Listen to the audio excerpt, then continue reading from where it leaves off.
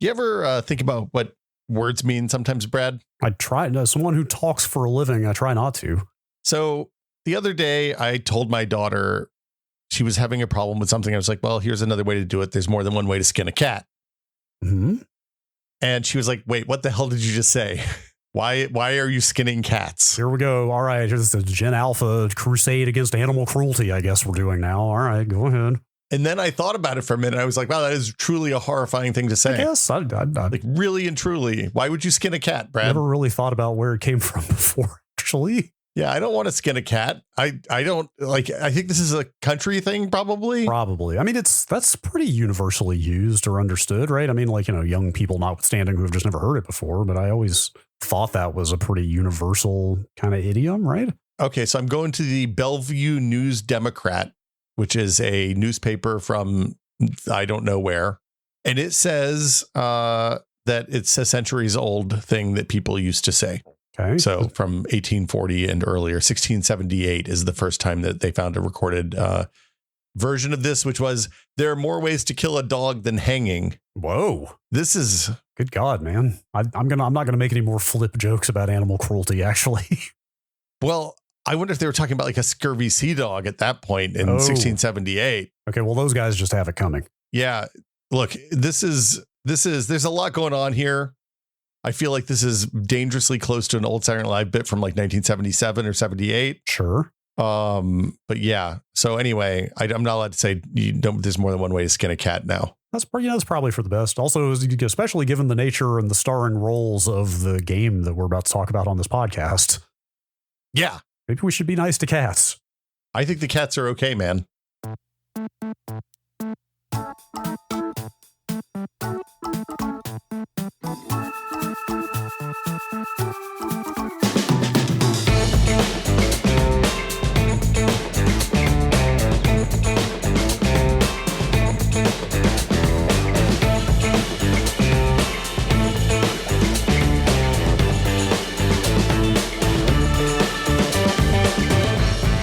Welcome to Brad and Will Made a Tech Pod. I'm Will. I'm Brad. Hello, Brad. Hi. Thanks for having me. No, you're the host. This is we do this every week. This is the 303rd episode of this show. So much pressure. I'm super stoked about this episode of the show. It has been in the works for months at this point. Since before the game in question came out, actually. I think I went back and looked, and late March was the first email that arrived in my inbox about this possibility. Yep. And then you served your civic duty, and some of them served their civic duty. There were 2 other instances of near jury duty in the middle of this, and multiple instances of people being out of town. So modern scheduling is hard. People are busy. Yeah. But we finally got all 4 of us together to do this podcast, and I'm very happy we did. Yeah, so we are talking to the folks from Blendo Games, 2 of the folks from Blendo Games who made Skin Deep. Skin Deep, if you don't know, is a game about rescuing cats from pirates on spaceships. Mm-hmm. Space pirates and space cats. I mean, some of the cats are scuba diving cats. There's a variety of different types of cats. They are in space, but I think they would identify as other types of cats. Yes, probably so. Now, the real claim to fame to me about Blendo Games is that the last, I think, 4 games in a row that they have shipped have been on open source id Software engines. They did, I think it was 30 Flights of Loving and Gravity Bone shipped on the Quake 2 engine. Yeah. And then more recently, Quadrilateral Cowboy and now Skin Deep shipped on Doom 3. So perfect fodder, you might say, for a Tech Pod episode. Yeah, this was the podcast episode we were born to record, baby.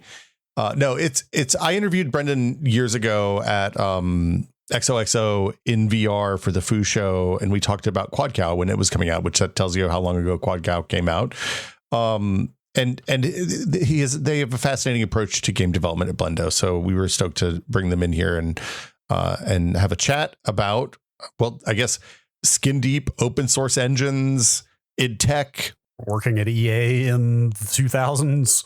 Yeah, shout out to the Saboteur, man. I was so stoked about that game, and it got done dirty. But video game toilets, all kinds of stuff in here. So we're joined today by Brendon, Chung, and Sanjay Madhav who worked on Skin Deep for Blendo Games. Welcome to the show, guys.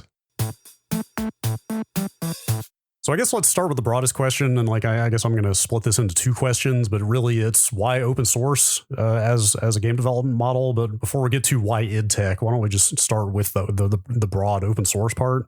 Are there financial, creative, technical considerations, all of the above? Yeah, it's a little bit of everything. So I use id Tech 4 for Skin Deep, and there's different elements of it. Part of it is just like I personally have been using id Software engines since like the mid 90s with like Doom and Quake and Half-Life, things like that. And like all their engines kind of build on top of each other. So it just makes sense to just use what you've been using for a while and know really well. But also like the engine is built just for first-person shooters. Like it doesn't do anything else. It does first-person shooters and does a great job at it. And so there's something really nice about using tech that's just like laser-focused, doing one specific thing and doing it well, which is great.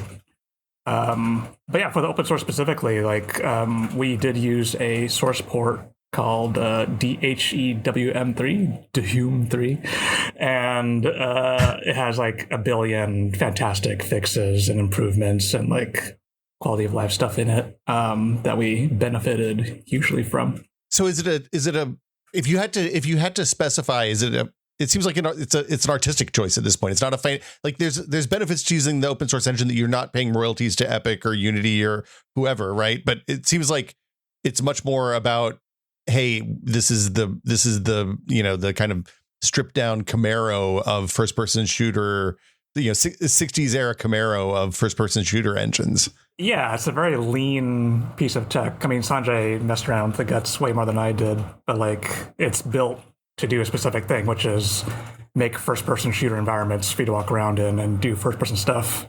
And there's something nice about it, just being like really good at doing that, as opposed to just being like kind of generally good at a wide variety of different games. Longtime listeners from before this podcast, Brendon, you and I talked, a decade ago in my VR talk show about your last game, Quadrilateral Cowboy. And part of that process was you sending over a bunch of assets from the game for us to build an environment so that we could talk in VR about the game and pick up stuff and look at it. And it was shocking to us, coming from, moving Unity games and Unreal games and all that stuff, how straightforward and simple like the actual assets were, like the models, the assets, the materials, all of that just kind of, there wasn't, we didn't have to port a bunch of shaders over to Unity to get this to work. It was really nice. Yeah. So id Software historically in the past has been very adamant about making their games extremely like moddable and about being editable by normal people. And I feel Doom 3 is kind of like, at least in my opinion, kind of like the culmination of all of those efforts, because like all their files are text files. You just open them up and it's just human readable files. All their map files are just things you can open up and just edit and peek at how id Software implemented their stuff in their levels.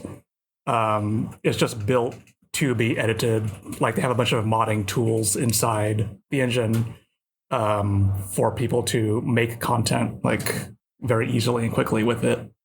And so there's just something really nice about, tech that's built for people to open up and explore and dig around the guts. And like it kind of follows with their open source philosophy of releasing their engines and making them available for people to mess with and release commercial projects with. And there's something really beautiful about that, I think.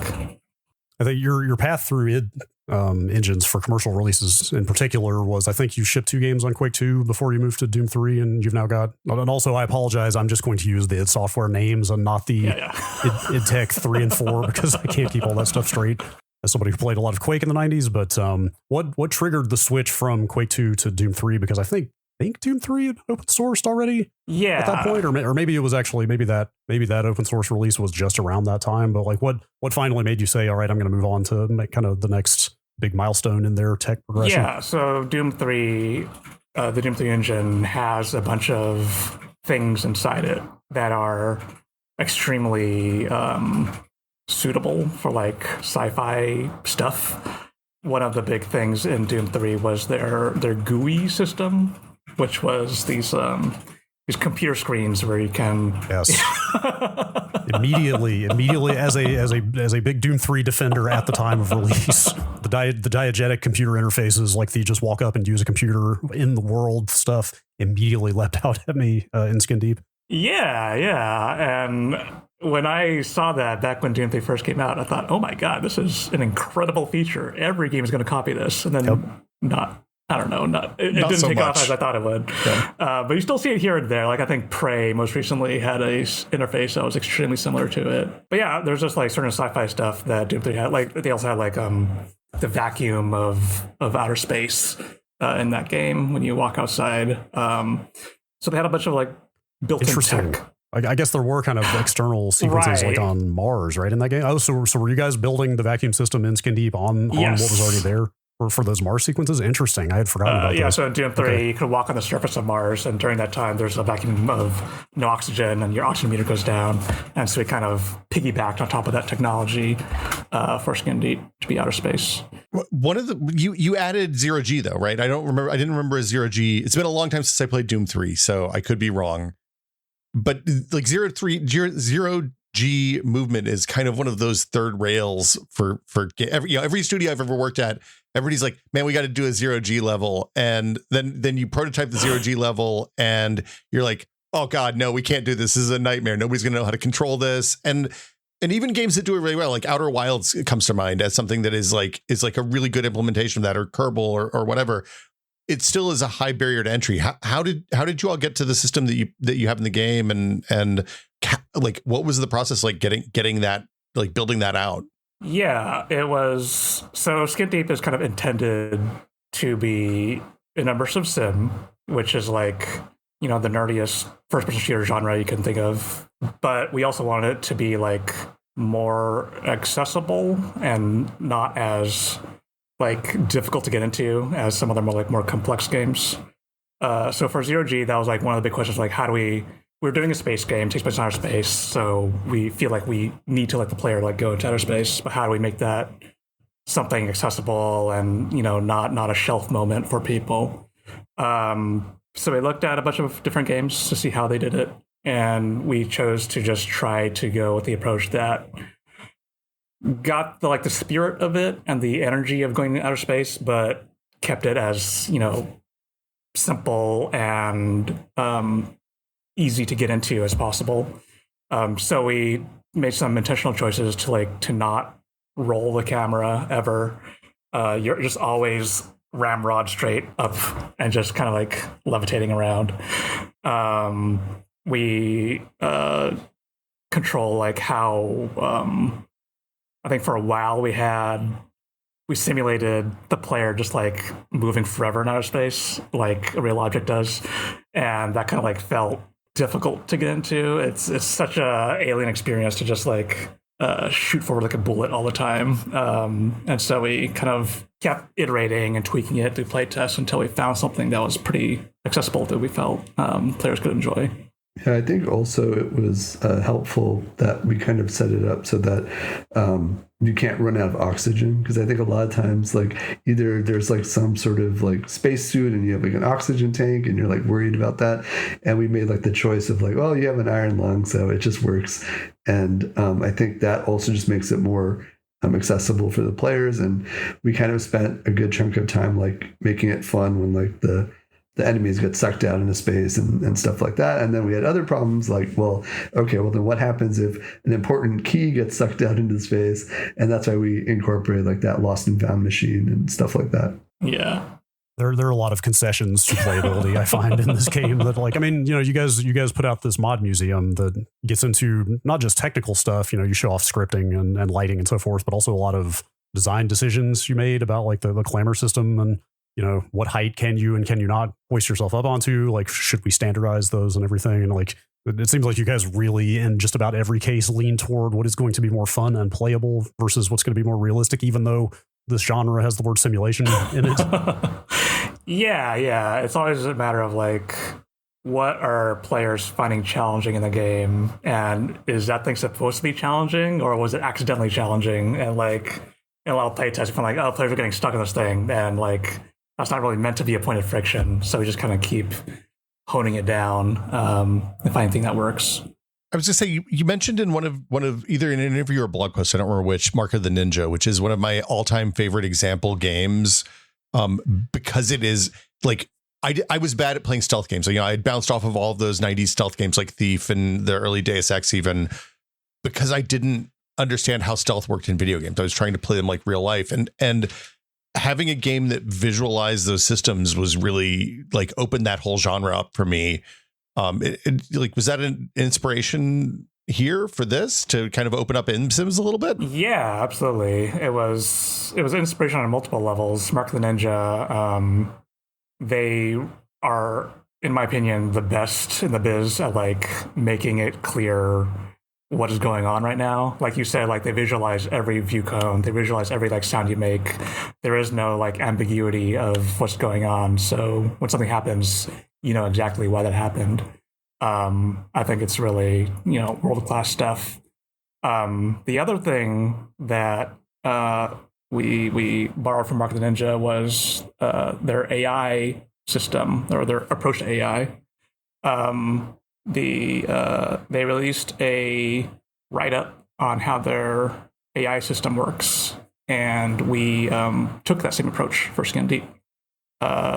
It's a concept of kind of like when something happens in the world, it kind of drops a little like invisible node, and that node will be like a point of interest for bad guys. Let's say you sneeze, a door opens, you flush a toilet, and then it's all about kind of managing. A bad guy notices a node, they see it, or they hear it, or they're close to it, and they'll go investigate it. And then after some timer expires, the node will disappear. And so it's a very like elegant, clean approach to doing AI, and it's what they did for Mark the Ninja. And when I read the write-up, I thought, oh, this is like a very clean way to do it, of a very complex, kind of like creates a lot of interesting, complex behaviors through a very simple system. It makes the game really readable, like that, plus the UI elements that you pop up, because like, unlike a lot of games where you make a noise and then a bunch of people come over and investigate it, and you're like, why are all these guys here? There's a thing that says, you know, a sound object pops up in the world that you can actually see and understand what's happening, which I think is really helpful. Yeah, like I grew up playing Thief, and I love Thief so much, but there is like definitely this ambiguity that it has. That's part of the challenge that we kind of did not intend to be a challenge for Skin Deep. So back to the engine. I know, you know, Doom 3 obviously had a lot of functionality built into it already, and then Doom 3 obviously, like you said, has a lot of fixes and stuff too. But how many enhancements did you guys add in terms of either brand new features or systems, or like enhancements to? I think the Mod Museum mentioned some changes to the renderer and stuff. Like what were some of the bigger things that you guys added yourselves? Yeah, so there was a lot. I think one thing also I wanted to mention is like big shout out definitely to Daniel and the Doom 3 people, because one of the great benefits of open source, I think, is like you have a great community of like people willing to like help out and pitch in and stuff. Whether it's the editor we use, Dark Radiant, was open source, right? Mm-hmm. And then also Doom 3. Like one of the fun things was just that we released the demo and we released the source code for the demo. And then like within a day, Daniel from Doom 3 was like, okay, I got it working on Linux. It's like, okay, cool. Like we don't have the bandwidth to support officially a Linux version, but there's a community supported Linux version. They actually found bugs in the code that we actually integrated, because there were actually bugs on all the platforms, not just on or I mean just our platform PC, right? So definitely like there's that great like sort of support. I think that you know, it's going to be harder to get like if you're doing Unity or Unreal or something like that. And then in terms of the changes we made, so before I got into the project, Suzanne, who's a great designer and programmer as well, did a lot of work with the lighting system, specifically like our light meter and things like that, to detect whether we're in the shadow or the light. So there were a lot of changes like early on, even I think, that to support like kind of the design that we wanted. And then later it kind of we reached a point where we sort of ran into limitations with like what we could do visually with the built-in original Doom 3 graphics system. It's so old that it's like the shaders are written in assembly language, right? Which was that was a fun like day one or week one when Brendon was like, oh, like we want a desaturation effect, which I don't even know if we actually use that in the game anymore, really, but a little bit. And we want a desaturation effect. I was like, okay, like I'll open up some shaders, like, and then I was like, where are the shaders? Like, oh, there's these assembly files. Like, okay, this will be interesting. And I found some just random. Luckily, someone had made like a one-page PDF cheat sheet for shader assembly, shader ARB, and I was like, okay, this is helpful. And then I kind of just had to work through like, okay, how do I actually like do this desaturation? So eventually we reached a point where we wanted something just like, so a modern game, very simple. I mean, it's the outline effect when you move your reticle over something you can interact with, right? It shows an outline. And that basically was going to be impossible to do in the existing Doom 3 graphics system because of limitations of how like that whole like older shader assembly model worked. So at some point, we kind of decided that really to be able to implement the stuff that we wanted to implement, we would need to update or modernize the rendering system. So by modernizing, we kind of went from like a circa 2003 rendering to like circa 2015, let's say, rendering. So maybe we added 10 years on. So the big thing was we switched to GLSL, which is like the newer OpenGL shaders. And so that required quite a bit of work to sort of port over, getting all the existing systems to work, to render properly. I actually wrote like a script that just like converted the assembly into the equivalent GLSL. And so we kind of worked through that and got that working, and that was kind of unlocked the ability to do a lot more post-process effects that we couldn't do before. And then also an unexpected bonus was that we suddenly had Steam Deck support because prior to that, when you ran the game on Steam Deck, you could hear the game running and you could quote unquote play the game, but the screen was black because the Steam Deck's like drivers don't support 25-year-old shader assembly, right? So it turned out we're like, oh, the Steam Deck works now. This is great. And then we were able to get Steam Deck verified and all that, right? So that was a great like bonus from that. So that's like one example. Another example is we wanted to localize to other languages with, like Chinese, Japanese, etc. The original Doom 3 was only designed to support basically Western languages. So you could support like, the Romance languages, German, English, and a couple of others. But like, you were limited to only what's extended ASCII. So like you couldn't do like Polish or Turkish or Chinese or all those other languages that we did.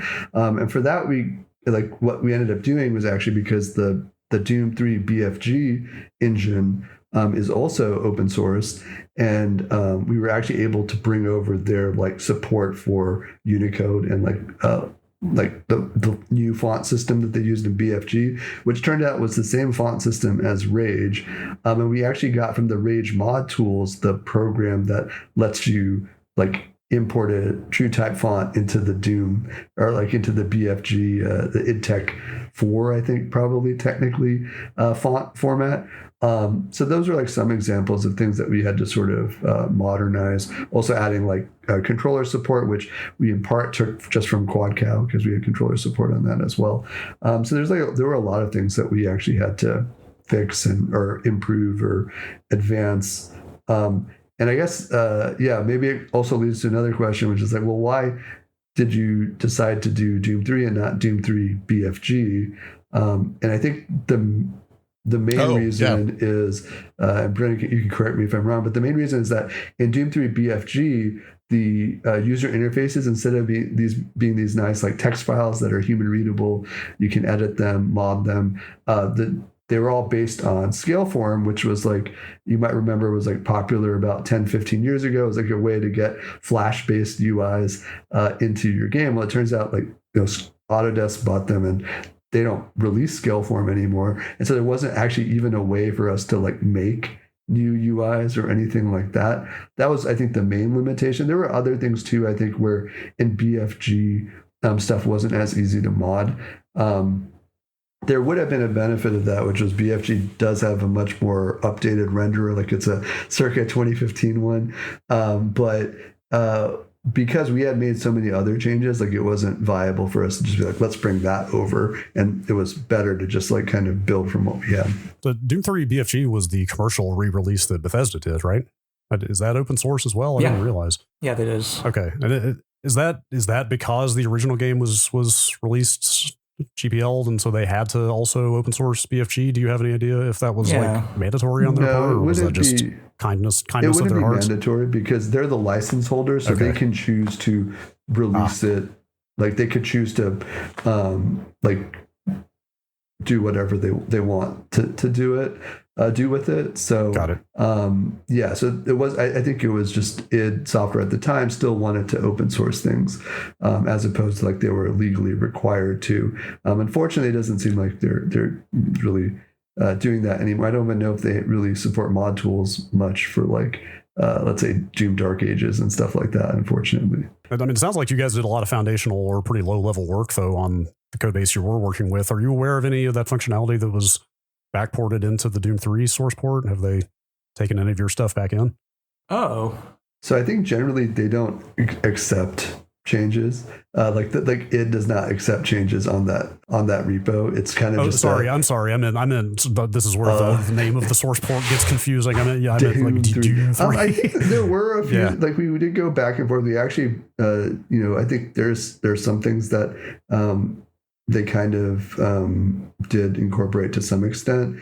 But we made also so many just like changes where it's like, it's not really necessary for what they're trying to do, which is just trying to make like a, being able to play Doom 3 on modern hardware is kind of their intent, right? So I don't know that there was a lot that we put in. There were definitely some things that they added to their port that was very useful for us, though, for sure. One of the big questions I have looking at a game that's, an engine that's 20 years old, essentially, is how does this interact with modern toolchain stuff? Like, are you using Perforce and do you have build servers that are running on modern cloud infrastructures or stuff like that? Or is one of the benefits of using old tech that a lot of that stuff is just a lot easier these days? Well, so for source control, I mean, we could have used Perforce, but we use SVN just because it's free, right? It doesn't, like, Perforce is expensive. But But in terms of like, I guess, so we used like Blender, I think, to make all the art. So it's not like we had to use some special like Doom 3 era art tool. So people have made exporters for Blender, so we had to make maybe some modifications. And Brendon's also really good about writing tools for things. So like in the question of like how do we make new builds, like Brendon has his Blendo build machine that I think it's been used on prior projects. There's actually a blog write-up I think you did about it too.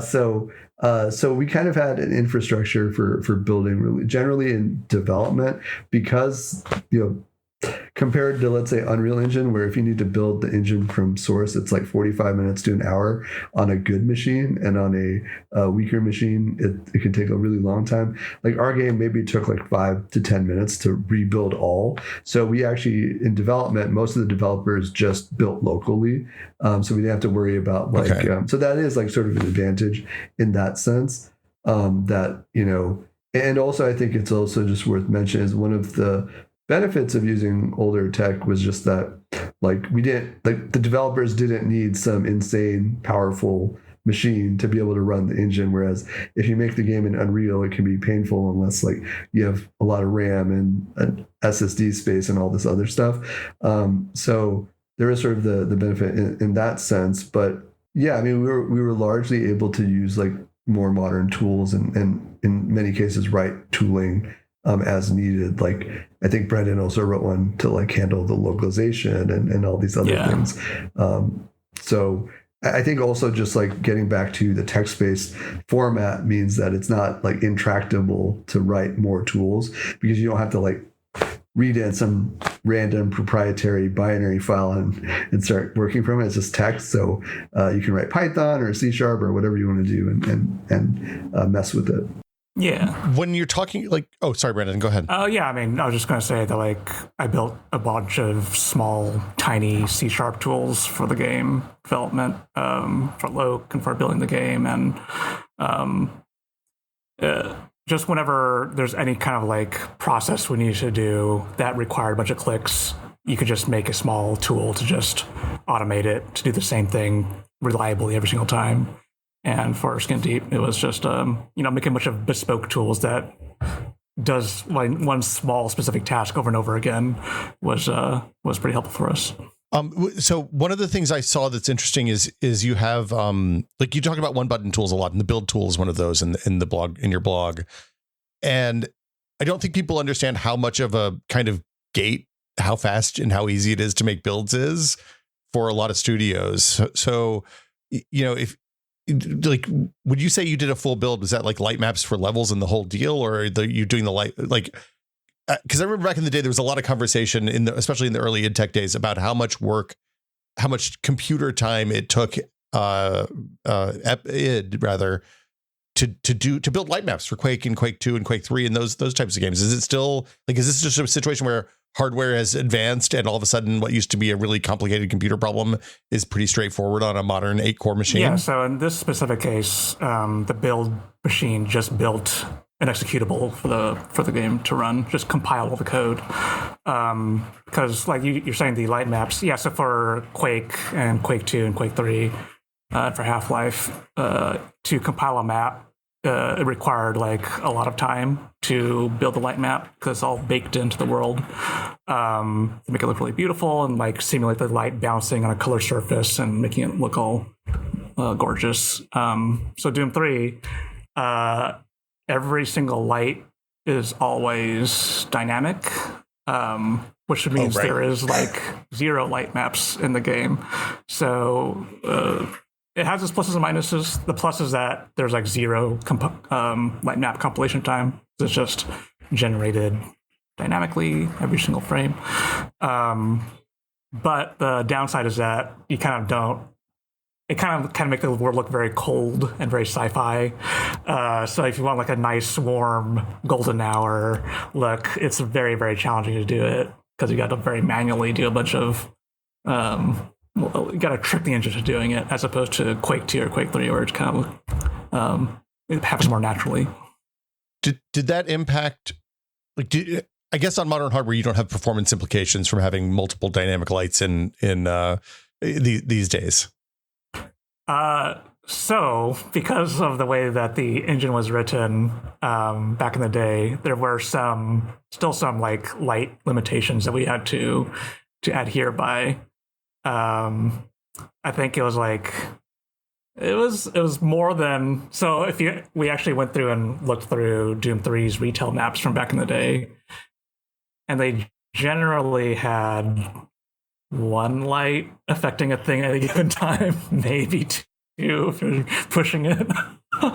That was the big controversy, if you remember, about why they claimed you couldn't use your flashlight and the gun at the same time, is because there were too many light sources interacting, right? If you were firing a gun, yeah, room lights and a flashlight. And so it sounds like there's actually some legitimacy to that. I mean, I think you call that out in the mod museum as well. There's a bit in there that's in the rendering section that shows like too many overlapping light sources, even in this game. Even 20 plus years later is still somewhat problematic, right? Yeah. Yes. Yeah. So Suzanne and Tynan, our level designers, had to do a lot of work to work around that. Oh, I was just gonna say, the thing that's like surprising about it is actually like, because of like the very weird way they do the dynamic lighting in the game, it's not actually the GPU that is the bottleneck. And so especially when we were trying to like work on, let's say, getting it to work on a netbook or a min-spec machine that doesn't have as good of a CPU, that's actually where we ran into most of the performance problems. And so Eric, one of the other programmers on the project, spent a lot of time like optimizing the CPU performance of the rendering, because that really was the bottleneck. And so, yeah, because like the way that they do the lighting in Doom 3 is like very different from like how a modern game does like dynamic lights. Where in a modern game, everything is like deferred rendering and like everything is running on the GPU. That's not sort of how that they do it. It's basically like each light essentially gets its own rendering pass almost when it's doing the lighting phase. So it ends up being a lot like they're doing a lot of stuff on the CPU that in a modern game you would do on the GPU. And so that's why, like, especially like, let's say I'm getting it to run well on Steam Deck and stuff like that.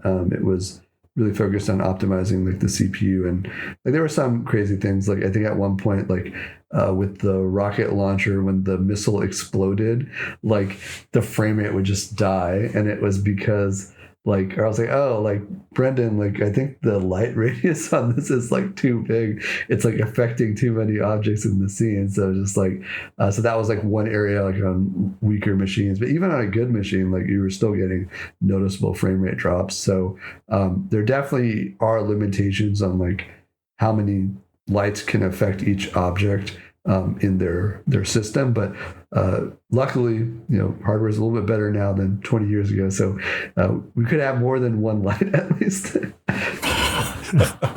On the CPU side, I don't remember, was the original game like multi-threaded at all? I'm trying to remember. I mean obviously most CPUs were still single core at the time. I think we were like just kind of starting to see the first dual core. Yeah, the stuff. engine does have support for multi-threading, like multi-threaded renderer, but we turned that off, and I'm not actually sure if it's off by default in Doom 3 also.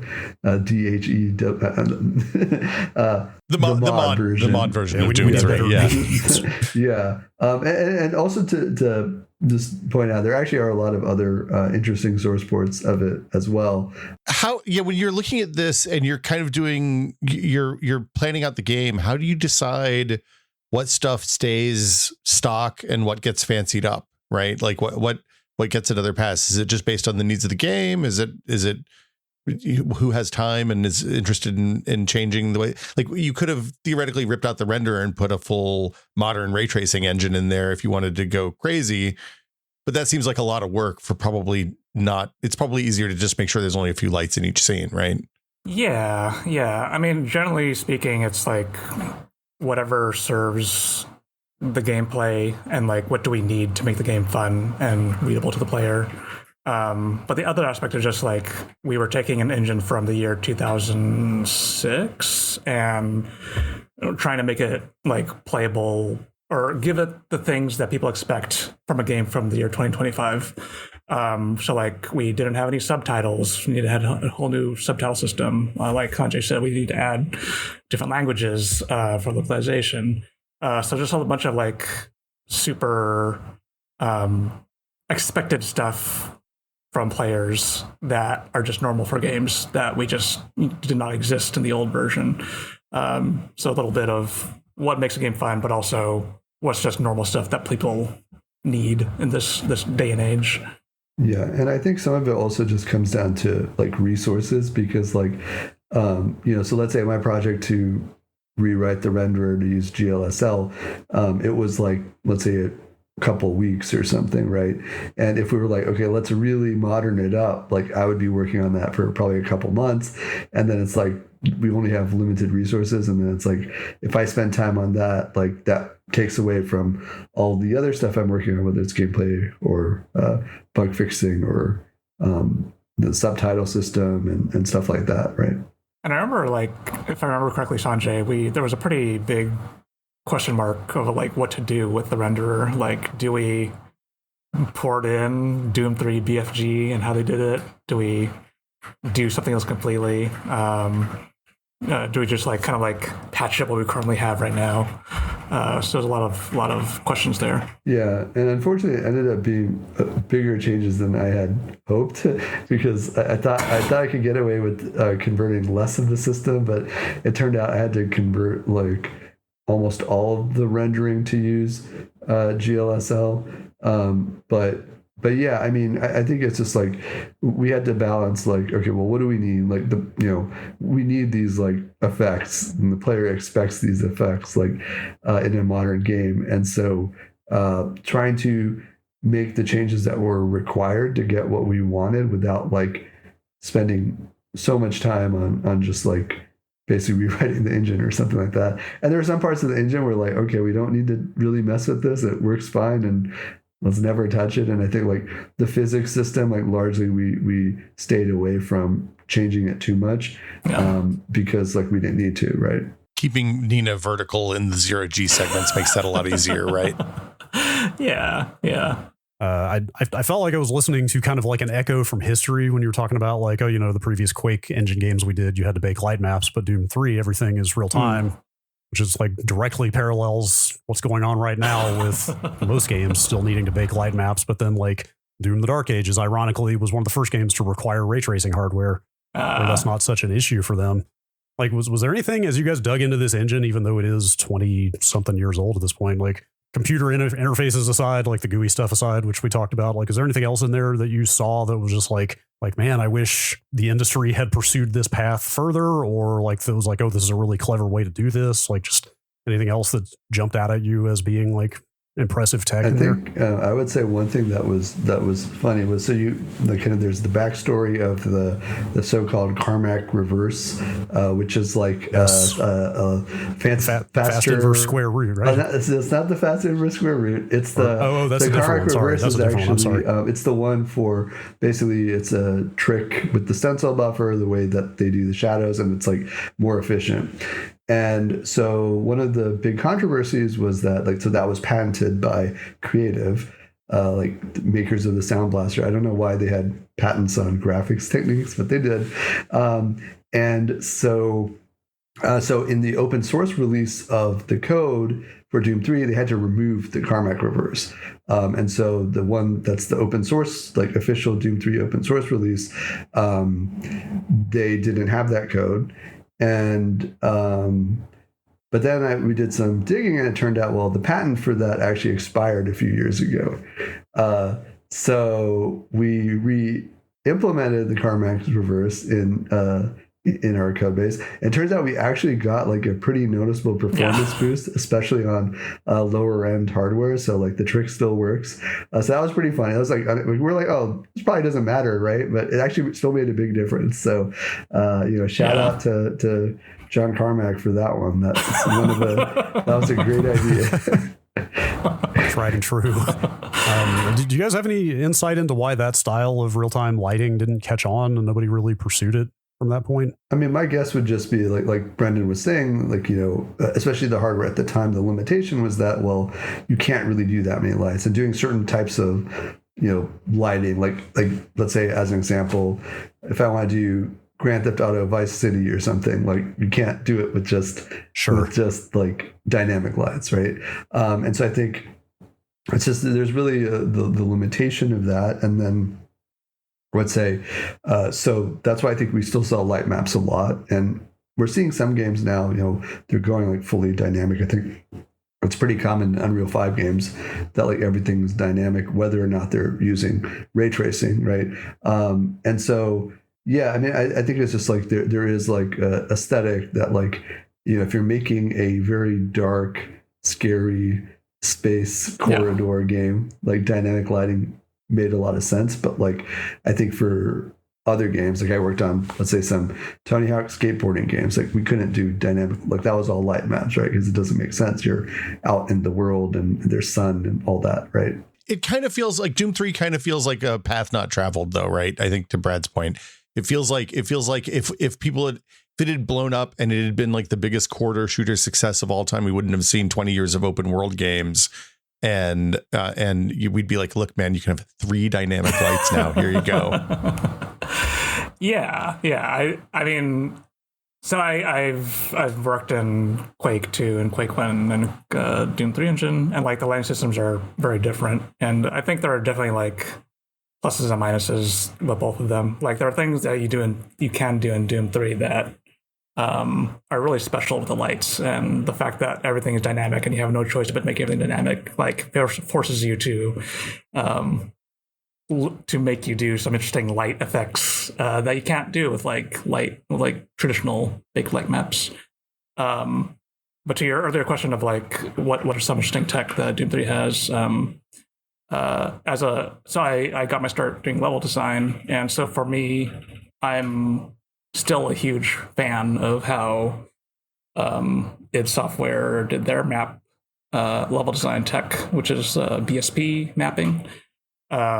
This is where you kind of like let the level designer place down giant blocks in the level editor and kind of create the geometry that creates the level.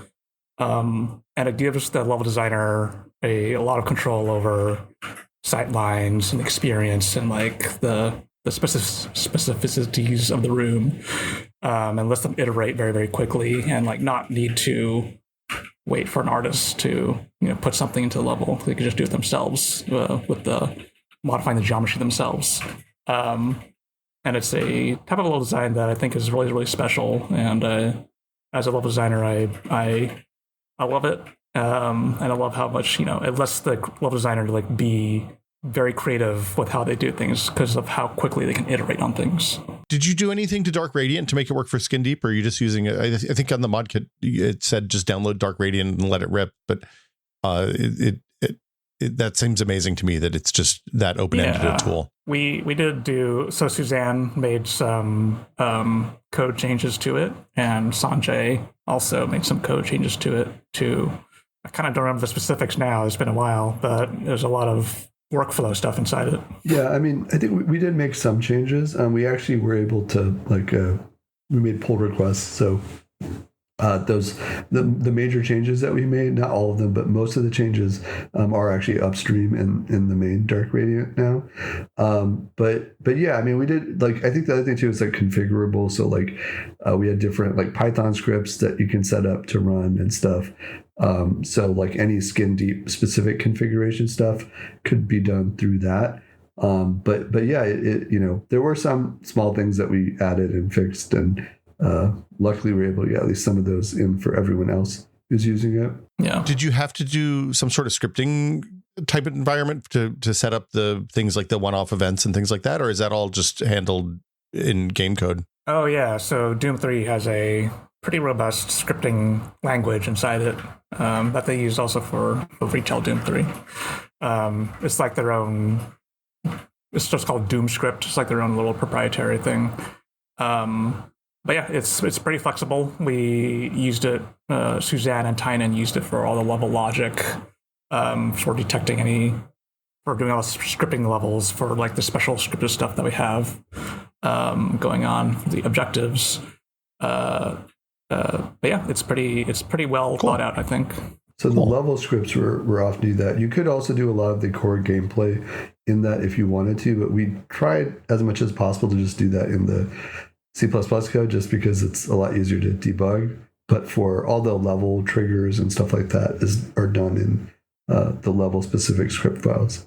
Yeah, for Quadrilateral Cowboy, a lot of gameplay was done through the Doom 3 scripting language, and it lets you iterate quickly, but if something goes wrong, if you want to debug it, there wasn't really a good way to do that. We didn't really have a script debugger for Quadrilateral Cowboy, and so for Skin Deep, we made the conscious choice to make gameplay be as code-driven as possible and to keep the scripting stuff as minimal as possible. It makes a ton of sense. I've got one more question digging into the kind of core Doom 3 tech, and I promise I'm not trying to feed any Steam community forum threads here or anything, but the game, like Doom 3 and every other derivative of it, is capped at 60 frames a second, which I assume is tied to some internal simulation rate or something. Yeah. Was there ever any discussion about ripping that stuff out and trying to engineer a higher frame rate? And also, clearly you decided not to do that. How much work would that have been? Because I assume it's a lot. I think we talked about it for a while, right, Sanjay? Really? Yeah, I mean, we talked about it for a while. We actually did some tests, and it was just going to require so many changes to actually get to work correctly that it was just given our team size, because the whole physics system is written assuming this fixed time step, and so yeah, we did experiment with it a bit, but it just was going to be a lot of work, and it just didn't seem like I feel I understand the people that want higher frame rates. Like I'm actually planning on playing Sook Song tonight. I'm like, I gotta get it. It's 120 FPS on PS5 or something, so I'm gonna try it on that maybe. But it's like I totally get that. But it's just like we have a really small dev team, and it's just like we did look at it, and it just seemed like it was going to be so much work to change that it just didn't seem like it would be a good use of our resources to spend a lot of time on that when there were all these other things that we could make better and improve. I think we also looked at there's a game called the Dark Mod, which is a Doom 3 based game that is kind of like based on the Thief franchise. Really wonderful stuff. Like we use Dark Radiant was made for the Dark Mod, and we're super grateful that they let their tools be available for everyone to use. And I think that their team also tried to has done some work to push past the 60 frames per second limit, and I think they got it mostly working. But I think there's still some quirks here and there that they're still getting after all this time of trying to do it. So we figured they're also trying to do it. They're still having these issues after all this time. So for us to release a game would with trying to break this limit would be pretty tricky to do. Yeah, that totally makes sense. I'd swear it was the Doom 3 source port. I looked at the changelog. At some point, they had very briefly rolled out experimental support for it, but there was literally strike through text in the changelog where they immediately pulled it because it just broke everything. Yeah, I think we actually might have just briefly kind of just messaged Daniel about it too. Just what happened with that? And it was kind of well, we tried, but it says because in their case, right, they want to make sure that base Doom 3 works still. And so they tried doing it base Doom 3 uncapped. And I think it just had a lot of, it sort of worked, but there were a lot of issues. And the other thing too is I think just even if we had gotten it working, mostly the concern was that we're going to be spending a lot of QA time on this bug is only reproducible if you're running at 100 FPS or something, right? Or the throw arc, right? The throw arc doesn't work properly now because we're assuming a certain time step, etc. So I think it just it was going to be this big can of worms that we probably could have gotten at 70% there without too much time, but then that last 30% would have just been crazy. One of the questions your broken glass is, I love a good broken glass in a game, and you all have real good broken glass. For folks who don't know, if the window, you can break windows, you can break, I guess, glass items like the soap dispenser or something maybe. Yeah. And then there's shards of glass on the floor that your character walks through and gets glass in her feet. And so I have a couple questions about that. One is are the physics deterministic or is it non-deterministic for the game, so that there's predictable outcomes of where the glass is going to end up and stuff like that? Because there's a lot of throwing stuff in an MSIM. I think it's non-deterministic. Does that sound correct, Sanjay? Yeah, I think when it breaks, it just decides shatter lines. I don't think it's deterministic, but and also we don't, I think it doesn't, some of the shards of glass just go away, because if it was actually the correct amount of glass would be a lot more than I think that we drop. But yeah, I think it's I don't think there's the breaks are just generated. So it's a little bit non-deterministic. Well, so then I guess my next question is, was Nina barefoot before the glass was in, or was that a choice for after?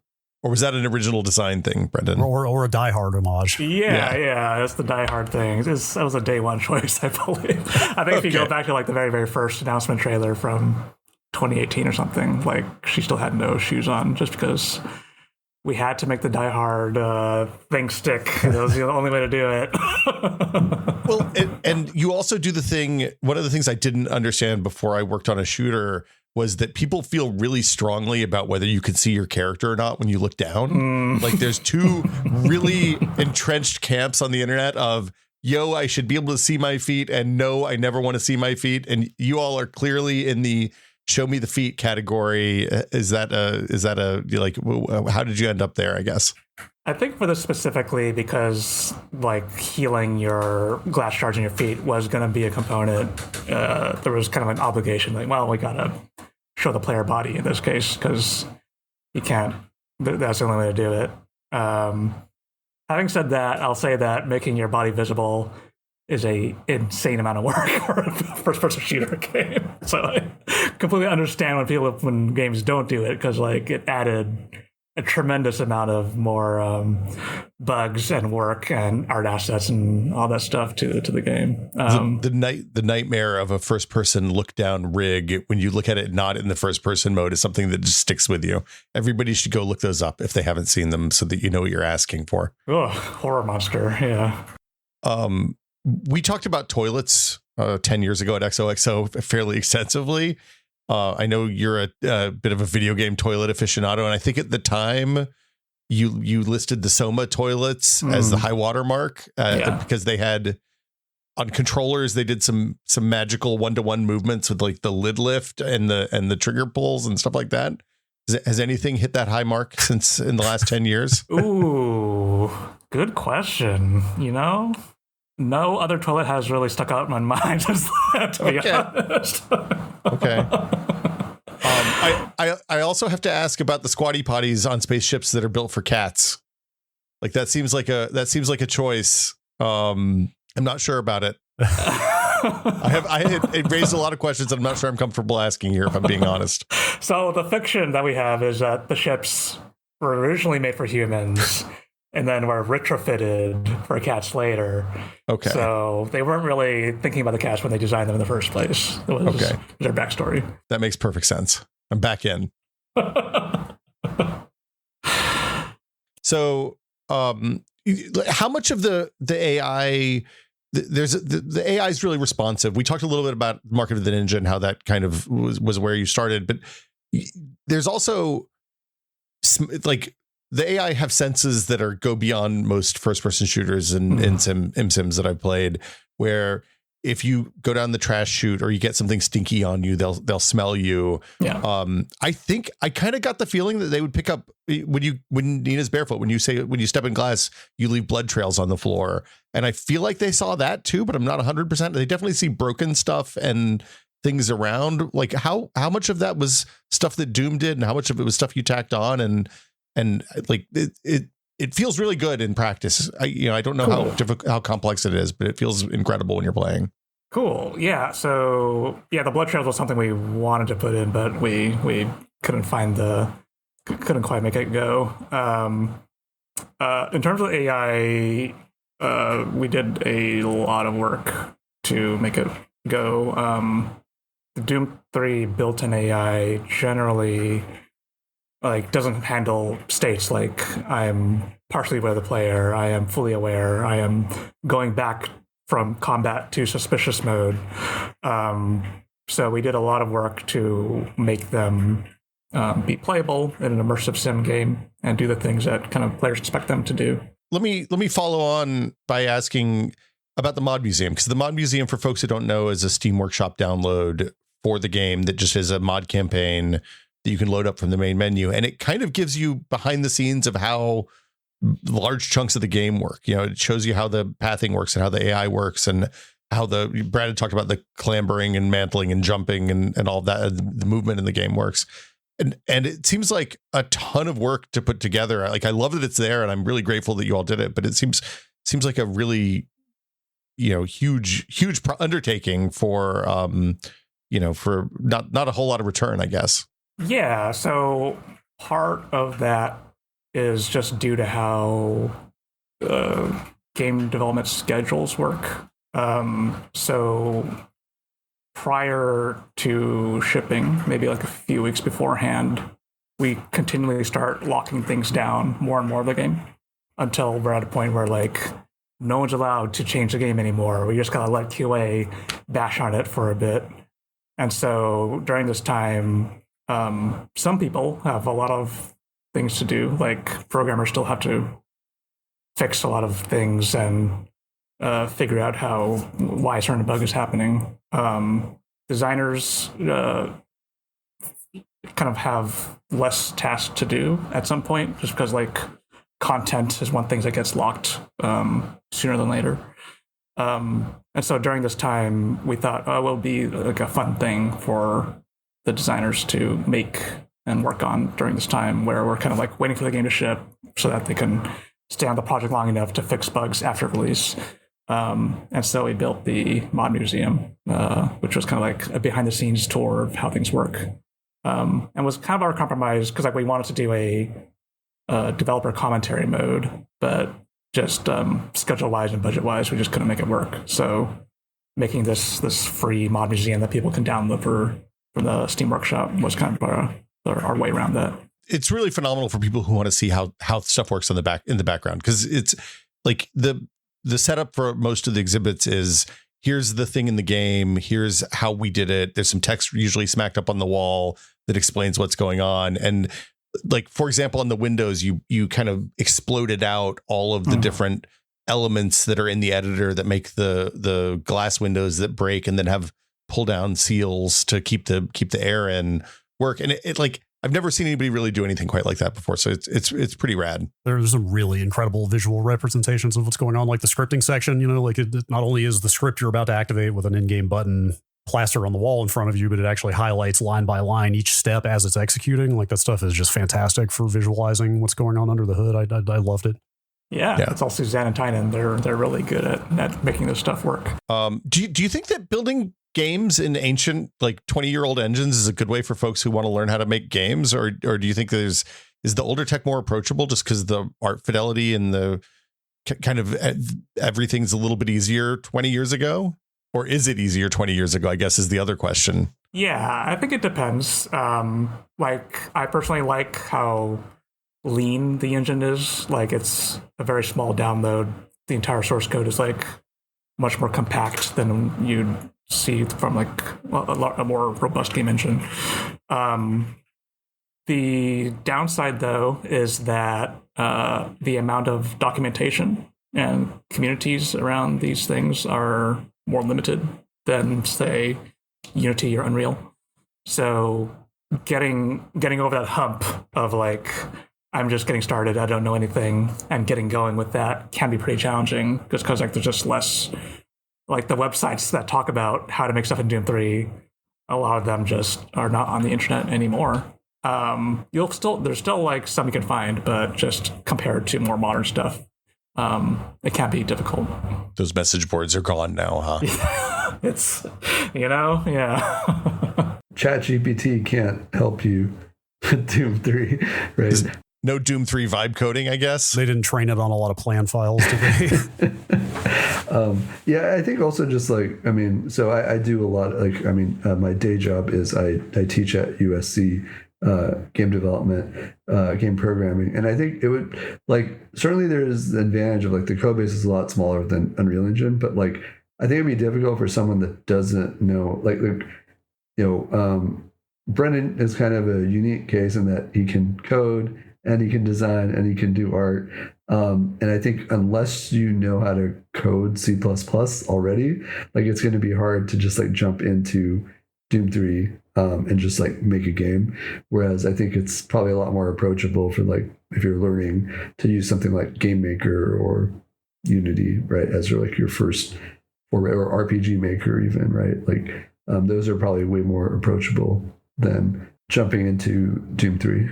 Loading up Dark Radiant and starting it out, carving out hold on, they called them brushes, I guess. Is that yeah. Yeah, I think also too, just like in general, if you're starting out, like 2D is way easier to start out in than 3D. Make a side scroller, a top down twin stick shooter or something, not a first person shooter, right? Have you looked at some of the other, I mean, there's a lot of stuff happening in open source game engines now.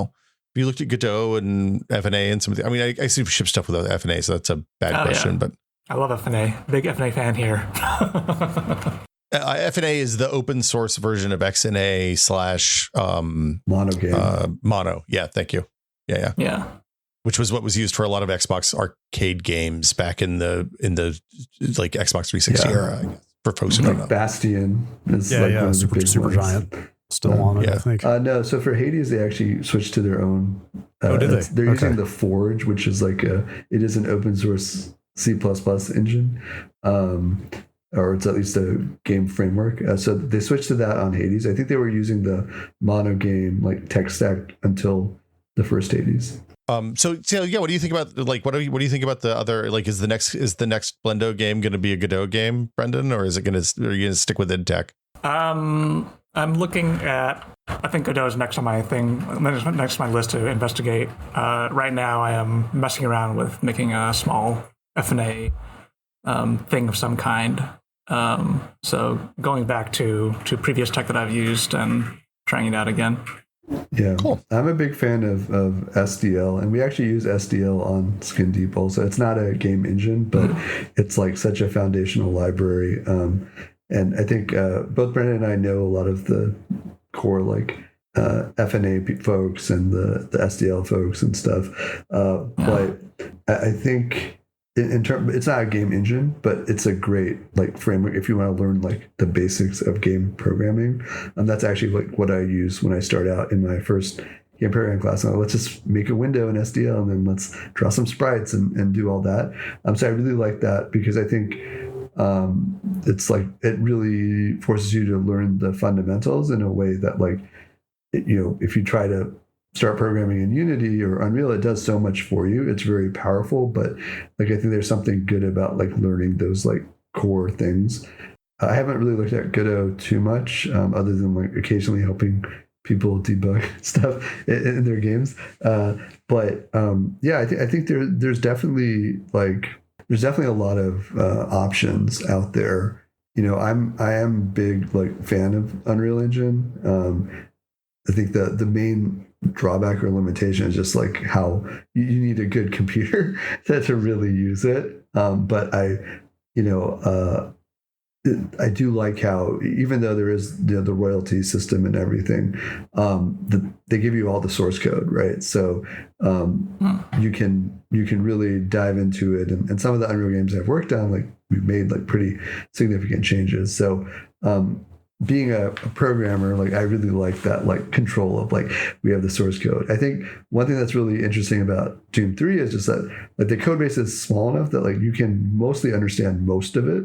Whereas like something like Unreal is so big that like even Tim Sweeney doesn't know what all of it does. Yeah, it's well, and there's also the danger of making your own changes to Unreal, in that, you know, when they roll a new version out, you're going to then have to port your changes over to the new version. And there's a lot of time involved with that. I guess it's not a problem you have with Doom so much. Doom 3. Yeah, we've avoided that problem. Yeah, dodge that bullet, I guess. Not a lot of upstream activity on that one at this point. Yeah. I'm curious if there was if any of the, like you added controller support to this for this game, which is something that they probably, I mean, maybe I guess at some point they released Doom 3 on consoles, but I always feel like my expectation for controller feel back then and my expectation for controller feel now are pretty wildly different. And I wondered like how challenging that kind of like it was working in the old engine. Did that make that super difficult, or was it just, you know, are you have to recreate Call of Duty controller feel in 2025 in a 2004 engine, or is it just get it good enough and ship it? If I remember correctly, Sanjay, I think the gamepad code was from Quadrilateral Cowboy. Yes, I think we brought over the gamepad code from Quadrilateral Cowboy, and then we did a little bit with like the acceleration curve. I think Eric also did some stuff on that towards the end to kind of help get it to feel better. You know, I think I would say generally like we kind of really focused on keyboard and mouse for the game, because that was the expectation for most players. But you know, some players obviously prefer the controller, and I think we got it in a pretty good place like the last few months of development. I remember when we demoed the game at Day of the Devs, it was like my first time seeing people play with the controller, and I was like, Brendon, we have some things that we need to fix with this controller. It's not quite up there. So we were able to get, I think, a pretty reasonable feel on it. But like we're not doing anything crazy with like aim assist or anything like that, like you might do in Call of Duty, because I think like the shooting isn't really like a big component of our game really.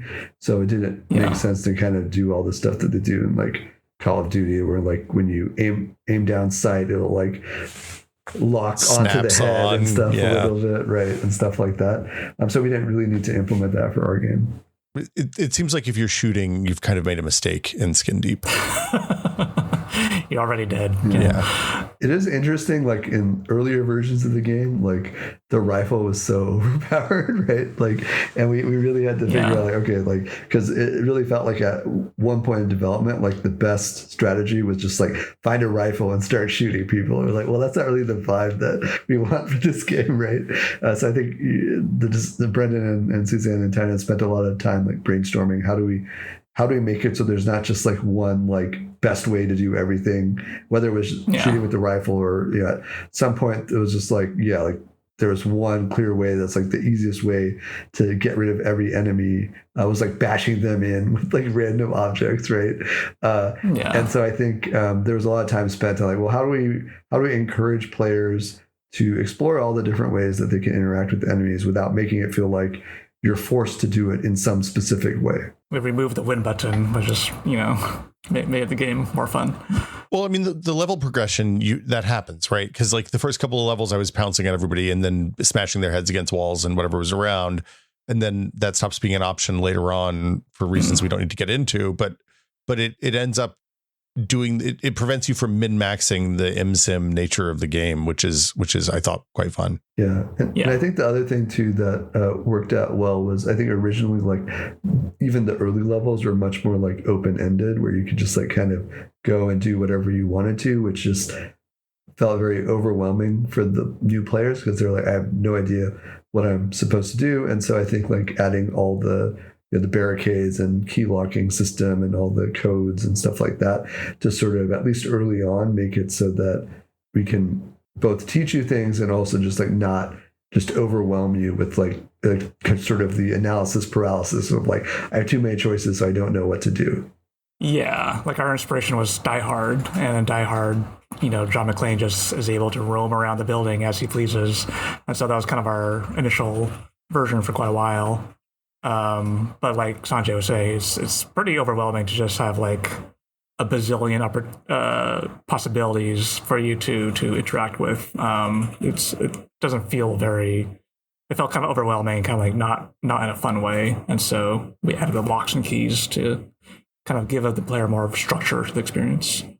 We're kind of in the leftovers portion of the show because I'm just thinking of stuff I forgot to ask earlier that I should have thought of. But real quick about your source release of your engine, that you've built on top of Doom 3, under the terms of that source code license, when exactly are you obligated to put yours out? Is it only after you like ship binaries that you have to, obviously you're going to do it either way, but I'm just kind of curious what the nuts and bolts of the license are. Like, what is it that triggers your obligation to do your own release? Is it because you have shipped binaries for money? Is that what it is?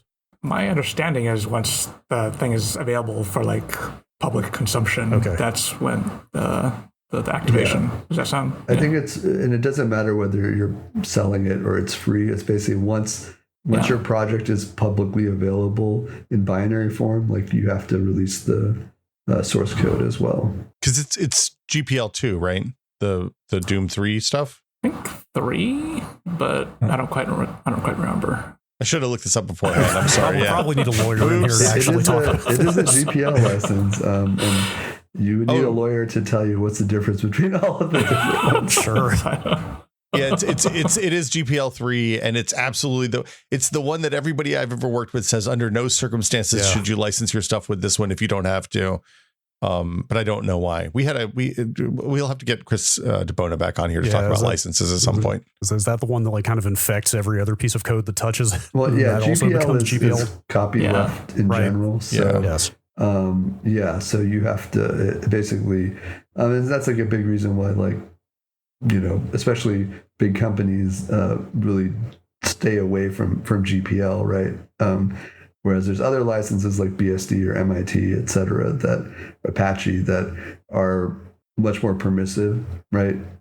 In my personal stuff, I like using BSD because I don't mind people using the code, and then I just want my attribution, which unfortunately none of the AIs respect. So Right. Yeah. So I took a quick look at both of your backgrounds, and like you guys really seem to have paid your dues with like 2000s era EA and pandemic and stuff. I mean, like having covered games through that period, it sounds like that was really the like in the trenches era. I don't have a fully formed question here, but I guess I'm kind of curious, like, is there anything from that way of working that you actually miss? And like, is kind of open source development like your preferred way of working from now on? Like, would you ever go back to a big team or like not ship on an open source engine at this point? Like, are you just sort of philosophically like fully bought in on the way you're doing things now at this point, having had that experience of an extremely much more corporate type of development? Yeah, so Pandemic Studios is where Sanjay and I first met back in like 2007 or so around there. 2007, I think. We were working on a Lord of the Rings Conquest video game. Yeah, I mean, so Pandemic was actually kind of interesting in that the tech that they used was all proprietary, right, Sanjay? Like, I think even each team kind of had their own variation of the tech. Or even, I think in Lord of the Rings, you all built the engine from the ground up. So right? I think Lord of the Rings was built on the Full Spectrum Warrior 2 engine. But yeah, like the Mercenaries team had their own engine. The Saboteur team had their own engine. I don't know if I'm actually allowed to say what the games that we were working on in Australia, which got canceled, were on different engines. And even, some other unannounced titles had their own engines, which it turned out like that model was very expensive, especially when you're like, oh, now we're making games for like the Xbox 360 and the PlayStation 3. So now these code bases are getting bigger and bigger. And I mean, I guess I would say for me, like, so in recent years, I've been doing, I've been kind of working with indie teams on various projects, working with Brendon, and then before that with the Giant Squid folks and the Beethoven and Dinosaur folks on a few of their games. And, I think one of the things that I think I like about the old era, which I think is difficult to get back now, is that, pre-COVID, like this, like being in the office, developing this like camaraderie with your colleagues. And I think that's like really difficult to do now, especially on a lot of, because most indie teams are fully remote, and you can still do that to some extent, but there is something about like that era of like, just like going over to someone's desk and like having a conversation, right? But I think both Brendon and I also experienced the, like kind of, there's this like huge bureaucracy, right? The funny thing about Pandemic was I actually, so Brendon started at Pandemic before EA had purchased us. I actually accepted my offer, and then like the week before I was to start, that was when they announced EA was buying it, and I was like, I thought I had escaped. I escaped EA one time, and I escaped Activision, and then like, nope, I'm back in.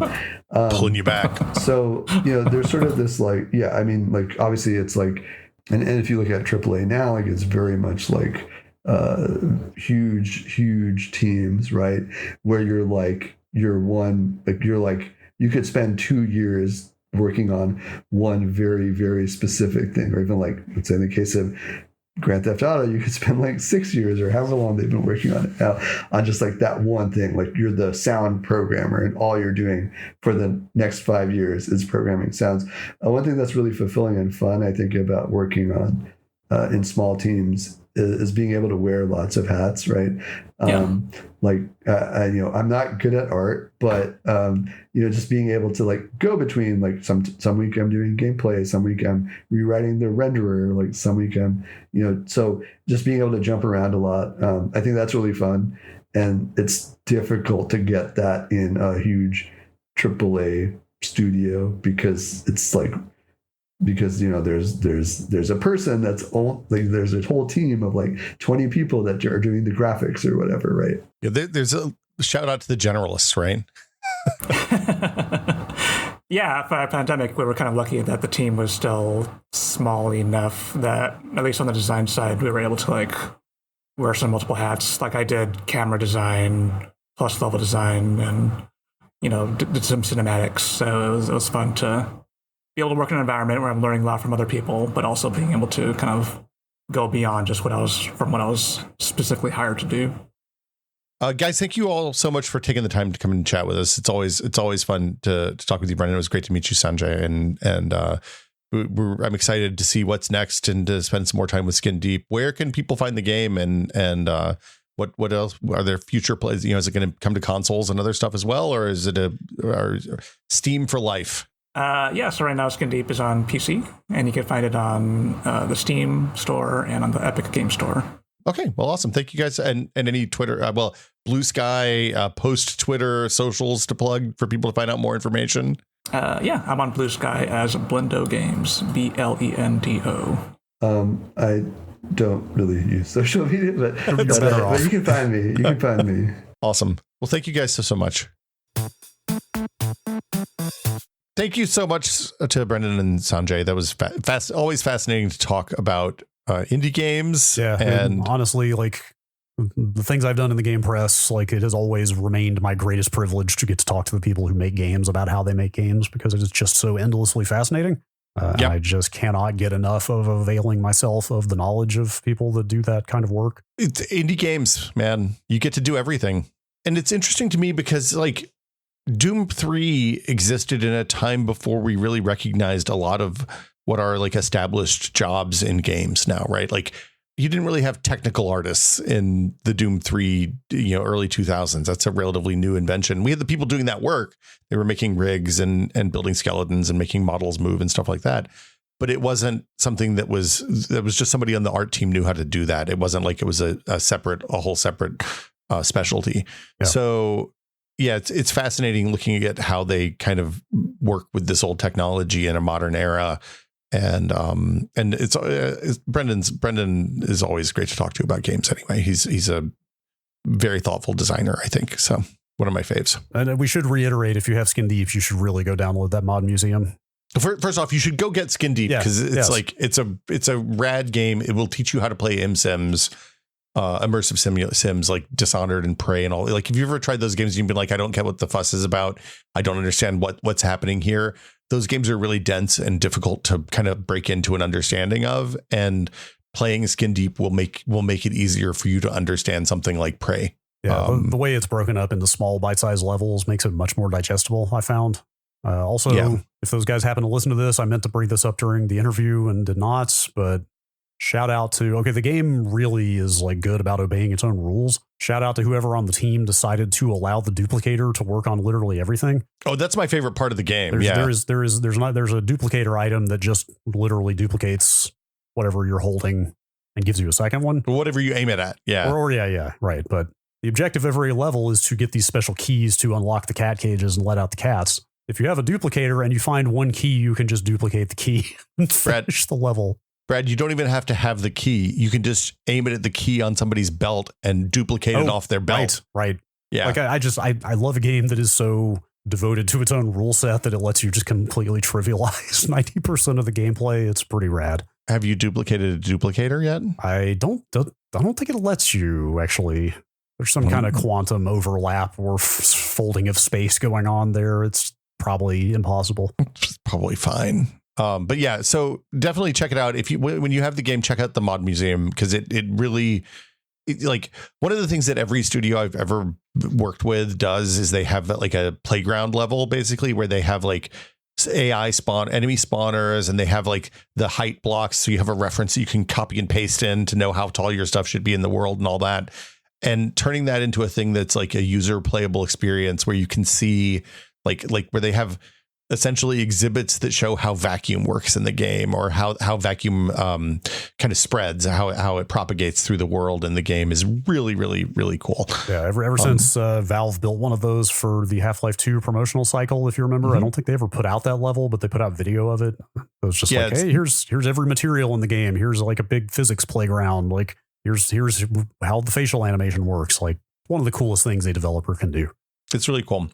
So yeah, it's on Steam, it's on Epic. You can get it both of those places, and it's eminently worth your time. But you know what else is worth your time? What's that? Supporting the Tech Pod, Brad. Well, that's a bold claim, but I guess I'll go with it. Well, I think if they made it this far, they probably agree. Maybe. this is, I hope so, at least. I hope you're not just asleep and you wake up to this. This is a listener supported show, so we wouldn't be here without you, the listener. And you can find out how you can support the show by going to patreon.com/techpod. Again, that's patreon.com/techpod, where for $5 a month, you get access to the Discord. You get our monthly patron exclusive episodes. You get access to the Discord. That's it. That's actually the two things you get. But the Discord is full of wonderful nerds who talk about all sorts of interesting stuff all the time. The conversations around the Windows 95 episode from a couple weeks ago have been unbelievable. Mm-hmm. The number of people who wrote in the Discord and via email to let me know that, yes, when you use a snack with a zapper on a CRT, it works. Yeah, thank you. We got it. I was thinking when you use a snack with a zapper, it won't work on PlayStation or other light gun type cores, which is absolutely true. It does not do that. I confirmed that. But yeah, the original games will work with the zapper on the original platform. Thank you for writing in, everyone. We appreciate you. Again, you can find out how to write in by going to patreon.com/techpod and get access to the Discord and get the patron exclusive episodes. And we appreciate the support from everybody very, very much. I do. But we especially appreciate our executive producer tier patrons, including Jason Lee, Andrew Slosky, Jordan Lippett, Bunny Money, Twinkle Twinkie, David Allen, James Kamek, and Pantheon, makers of the HS3 high-speed 3D printer. Thank you also so much. Thank you very much. You think it's a good month in the Bunnyverse? I hope so. I heard some stuff that was going on in the Bunnyverse that sounded pretty good. So I don't know for sure. Okay, that's good to hear. But very mysterious, but positive. Well, it's like let the bunnies tell their own stories. I'm not going to tell bunny stories. That'll do it for us this month, this week rather. Thanks everybody for listening, and as always, please consider the environment before printing this podcast.